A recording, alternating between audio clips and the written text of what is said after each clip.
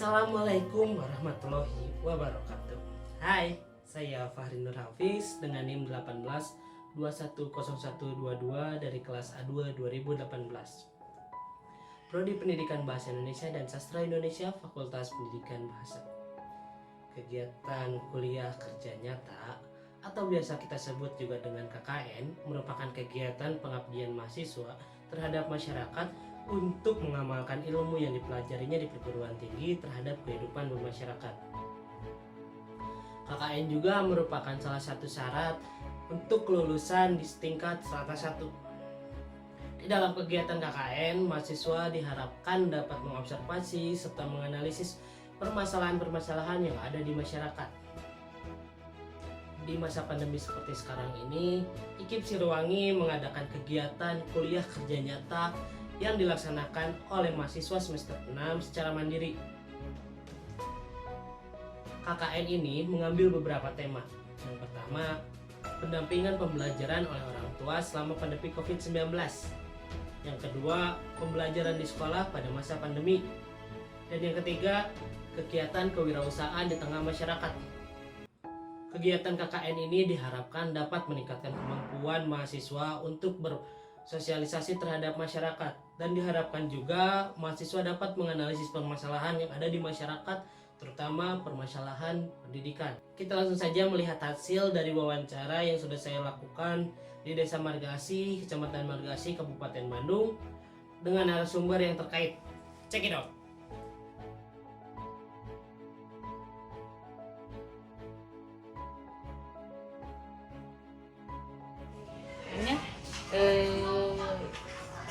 Secara tatap muka dengan secara daring kan jadi lebih tahu perbedaannya. Nah, yang secara daring itu kan lebih sulit daripada tatap muka, ya kan? Nah, kalau daring itu kalau misalnya anak rajin mengerjakan tugas dan memperhatikan dan lebih paham sebenarnya itu lebih baik sih kata saya dengan tatap muka, karena kalau tatap muka itu kan langsung ketemu, langsung kita ketemu di situ dan langsung kita jelaskan.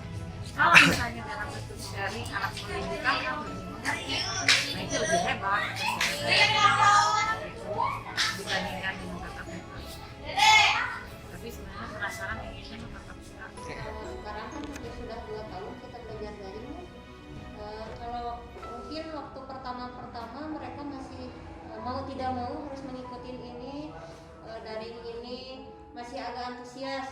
Tapi kalau dilihat sekarang banyak sekali orang tua yang mengeluh.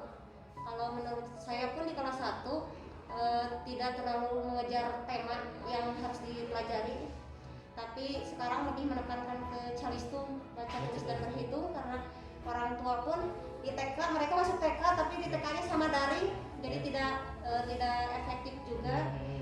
Masih banyak anak-anak yang nulisnya belum baik dan benar, membaca seperti itu. Jadi kalau efektif tetap harus kembali lagi, apalagi di anak kelas bawah, kembali lagi kepada orang tua, bagaimana mereka mendampingi anaknya di rumah. Berbeda ya, kalau efektif sih kalau di lingkungan sini lebih efektif masuk sekolah. Nah itu pasti ya, karena ada orang tua bekerja, kadang-kadang anak dibiarkan sama neneknya dulu, karena nanti bu sayanya bekerja ya, banyak lah, pasti ada kurang efektifnya. Maka dari itu saya tidak terlalu menekankan ke tema yang harus diajarkan, kadek-kadek itu yang makanya sekarang kan ada.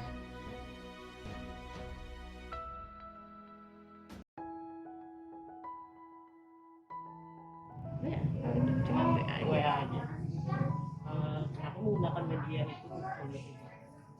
kayaknya itu kalau warga di rumah lebih murah gitu, karena pertama gitu kan kadang-kadang kan anak sudah dicatat di tidak mungkin bisa bertanya. Kalau media, kalau untuk gawai kita pakai media WhatsApp, grup WhatsApp. Kalau media paling saya suka kasih video pembelajaran, baik itu ambil dari YouTube atau yang saya buat sendiri, atau kadang-kadang paling saya ngasih slide-slide gambar. Kalau misalnya ada lagu-lagu, saya sebagai pesan suara itu aja sih. Paling itu karena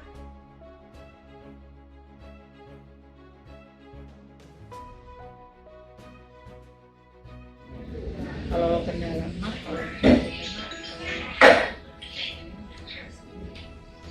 karena pernah dulu tadi tadi bahasa Indonesia bahasa rumitnya seperti apa ya, kecuali kalau ada yang seperti kejelasan, nah itu yang repot, yang harus memang harus tahu sih sebenarnya mesti dijelaskan, tapi yang semisanya aja gitu. Jadi yang repotnya mah kendalanya kalau menjelaskan sedikit bahasannya. Kalau yang lain kemudian apa nggak bisa, cuma kebahasannya kan harus diperjelas apa yang maksudnya dulu jelasin. Nah itu sih itu aja Jadi mengenai tentang kebahasaannya. harus benar-benar dijelaskan teksnya Iya. apa gitu ya, apa yang salah dalam pembahasan ini ya. Lalu Kami masih mengandalkan grup WhatsApp di sekolah ini karena masyarakat di sini pun kebanyakan kan dari menengah ke bawah. Jadi kami tidak bisa memaksakan kehendak untuk melakukan misalnya pakai Zoom atau Google Meet gitu ya. Tetap harus disesuaikan lagi dengan masyarakat. Yaitu kalau di grup WhatsApp kendalanya kita sulit menyampaikan materi karena paling pakai video atau pesan suara atau gambar-gambar itu saja. Kadang-kadang kalau terlalu banyak ngirim video juga ibu-ibu itu ngeluh, Bu jangan HP saya penuh, nanti kuota cepat habis gitu.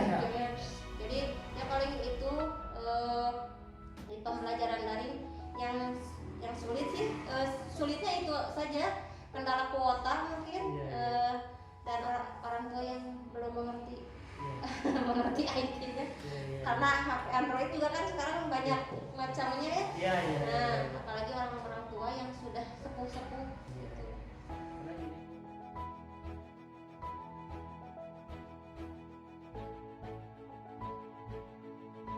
pelajaran daring Kita ada kelompok, jadi waktu saya anaknya tugasnya beres, dikerjakan pagi, ya korek ke grup anaknya, timbang. Kalau misalnya sulit, nggak ada, itu ya terpaksa kita ini musik. Kemarin main musik, di rumah-rumah. iya, kasih tahu bagaimana tugasnya beres. Selama setahun ini udah berapa musik itu ke rumah-rumah? Jangan ditanya. Yang ditanya itu banyak ya, bisa dihitung. Per kelasnya itu kira-kira ada berapa orang? Saya mah kayak di bisa pernah cuma saya mah yang di wali kelas 1 kan nanti dari guru-guru lain itu ke rumah siswa-siswa yang mungkin mendapat masalah terhadap pembelajarannya gitu. Iya. Jadi kan lapangan dari pembelajaran, jadi sebagai wali kelas ya kita mulai merangkum, kita bisa. Tapi ada aja tiap tahun yang dari Kan selama baru itu 2 tahun ini. 2 tahun ini ada. Ada aja tiap semester ada aja, tapi mudah-mudahan sih kan ini kan waktu kemarin mah wajar karena baru gitu kan, jadi asal kaget Adaptasi gitu ya. Kalau yang sekarang kan udah beradaptasi lah ya, udah mengerti posisinya seperti itu. Kalau kemarin mah bingung. Jadi dari setiap tahunnya itu sampai sekarang itu sedikit berkurang. Kelihatannya begitu ya. Berkurang karena sudah terbiasa. Tapi underway enak.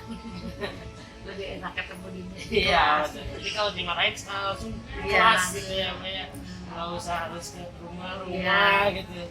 Sama kan jarak antara rumah siswa itu memang jauh gitu ya sekolah ya. Kalau komunikasi, alhamdulillah di kita itu kan kita bikin ada ketua, ada korlas ya, koordinator kelas.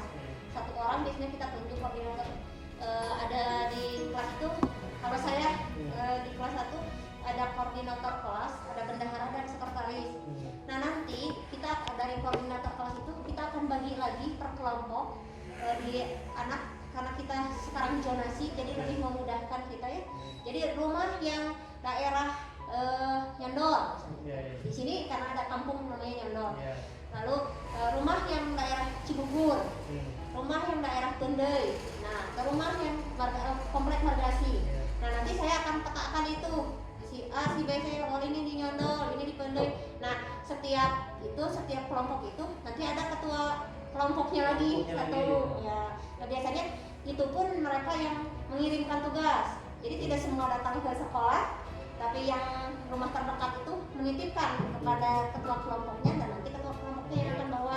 Nah biasanya ketua silahkan ibu-ibu yang lain apabila ada kendala atau apapun itu dibicarakan kepada ketua kelompoknya, nah, atau kepada koordinator kelas. Nanti koordinator kelasnya yang akan menyampaikan kepada wali kelas. Nah, nanti kita biasanya bahas di rapat rutinannya. Kalau saya misalnya kelas 1 kendalanya ini, nah, seperti itu. Jadi,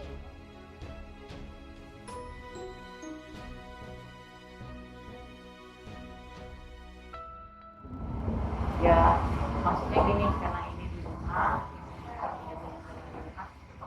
ada kerjasama antara orang tua dengan kami di sekolah supaya anaknya lebih baik lagi belajar. Kalau kan saya juga tahu misalnya suami istri kerja, orangtuanya yang sedikit-sedikitnya ada sikap kepada anak-anak itu supaya anak itu lebih paham. ya kalau saya pribadi sangat berharap kita bisa tetap buka kembali karena ternyata masuk sekolah, bersosialisasi dengan teman, dengan ibu guru, dengan lingkungan sekolah, itu sangat berpengaruh besar sih. Saya berharap kita tetap muka tatap muka, tidak ya walaupun misalnya belum bisa 100% kita tetap muka dengan PTM, pertemuan tatap muka yang terbatas yang sekarang sudah dicanangkan oleh Kemendikbud. Ya mudah-mudahan itu bisa terlaksana ya setelah PPKM ini berlangsung ya, mudah-mudahan walaupun anak-anak bisa hanya seminggu 3 kali atau 2 kali masuk sekolah, itu pun sudah ya mungkin bagi mereka sesuatu yang Ya, sangat menyenangkan karena dibandingkan dengan di rumah terus-terusan banyak yang ngeluh, ibu nih foto-foto terus, video-video terus jenuh juga mereka ya, ketemu sama ibunya terus, ingin ketemu sama teman-temannya juga, gurunya juga secara langsung gitu. Kalau berharap saya pribadi ingin tatap muka dan orang tua pun sudah banyak yang mengeluh dengan keadaan ini. Saya ingin tatap muka, anak-anak saya ingin sekolah. Kapan sekolah pasti itu yang mereka tanyakan. Kami pun tidak bisa apa-apa ya, harus mengikuti aturan yang ada di atas. Semua pasti pengen. Iya, siapa yang nggak mau. Tapi ya itu tadi yang mudah-mudahan walaupun tidak tatap muka 100% bisa pertemuan tatap muka, adaptasi kebiasaan baru itu mudah-mudahan ya. I'm an icon, man. I'm a girl about a 10. I should fuck her in a Benz.